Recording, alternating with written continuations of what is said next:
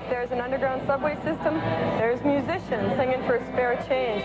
Although usually a lot of people spend more time running from the subway cops than they do counting their change. In Toronto, the transit system's got it figured out. How you doing? They have auditions every year, and people compete for about 8 spots down here in the subway system, all for a $100 licensing fee, of course. We went to the auditions this year to meet some of the people who spend their time entertaining in the subways.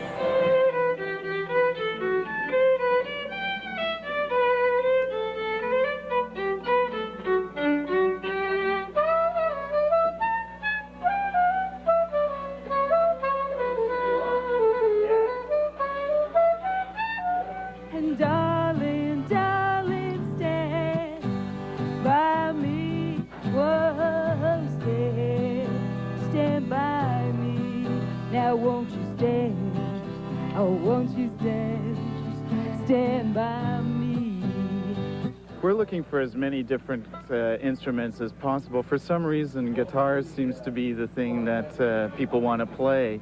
But as you've seen, there are a number of different instruments, and hopefully our judges will take that into account, and we'll have a good cross section. We've had in the past different instruments, the bandura, you know, that Ukrainian guitar, and you know, flute, harpsichord, different things will end up down there. Like an ocean, they come for pleasure, the hidden treasure that gets the job done. I'd say we were on the very bottom. But step above panhandling. That's it. We can't seem to make that jump between panhandling. Like, we don't solicit people, we just have our case open. And they're free to give us money, but the police look at it as if we're vagabonds or something. It's a chance to do a little bit of playing for a little bit of pocket money, if it comes through. I did last year as well, and ended up with my picture on the page 3 of the Star, so I figure I might be able to get some publicity out of it as well. You can have a lot of talent, but it's one thing to be able to play well, but it's quite another to be able to grab the attention of a passing rider, to stop, to listen, and put your hand in your pocket and leave some money. So a lot of these people who have been successful in the past kind of get discouraged initially because they don't know how to make that eye contact, that people-to-people contact.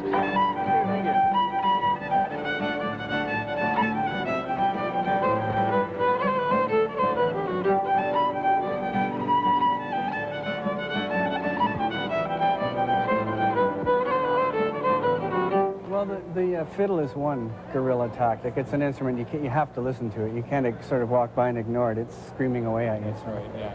And Pat's dancing and leaping at people as they're walking by to remind them that he's there. That's sort of a guerrilla tactic. And tempo.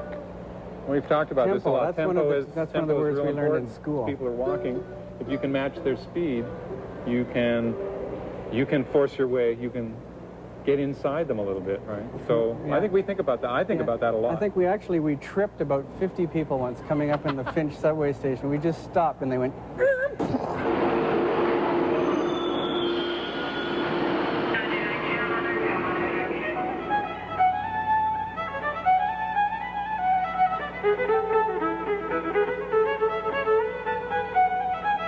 For me, it's weird now to practice in a room. Practicing music is so much for me a player and listeners, or a player and dancers, that I can't get into sitting in my room and playing tunes, you see? So if I want to practice and play tunes, for me the best thing to do is get out and play them for people here.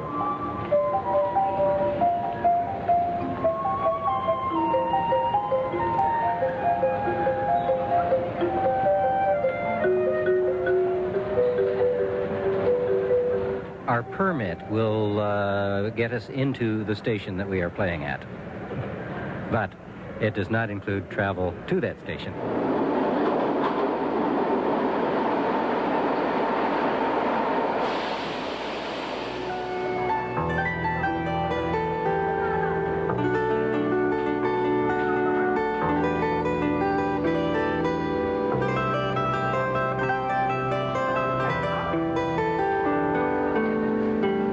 Wintertime you can play.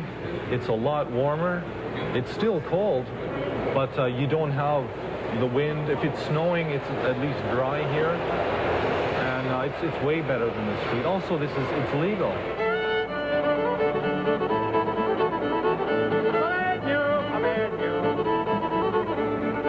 people are obviously assailed by you a little bit. They're not used to seeing music played quite as sort of on the spot and really as I think people doing it this way do. Like, you're just doing it. There's no box, there's no drum machine, there's no video. You're it. You're live and you're in their way. For some people, that's a bit of a shock.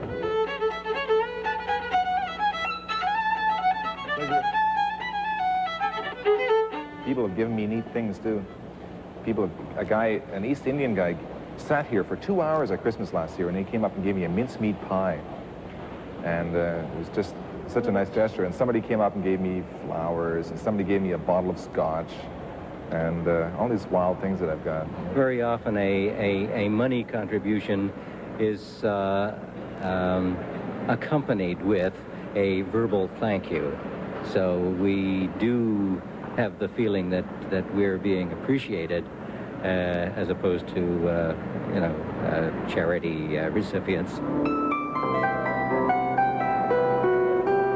Thank you. Some friends are really cool. It's like, wow, it's a performance. It's really neat. Other people, a lot of people of my own ethnic background, they really look down on it. So they see this instrument that's so dear to them, and they see me playing on the subway, not wearing a traditional costume, and they see it as how terrible, he's taking this instrument and dragging it through the sewers of Toronto.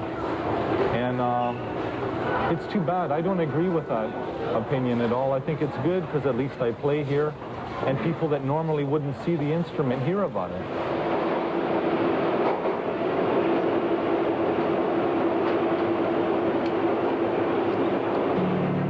On some lonesome railroad line, let that 219 train ease my troubled mind.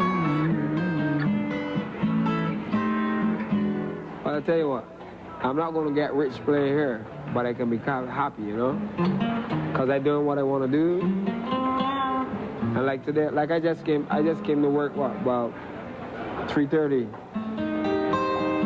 Perfect. That's my time. We'll not get rich, but we make a modest but comfy living. And we never have to wait for payday. Next on the new music, songwriter and novelist Kinky Friedman and the Pogues branch.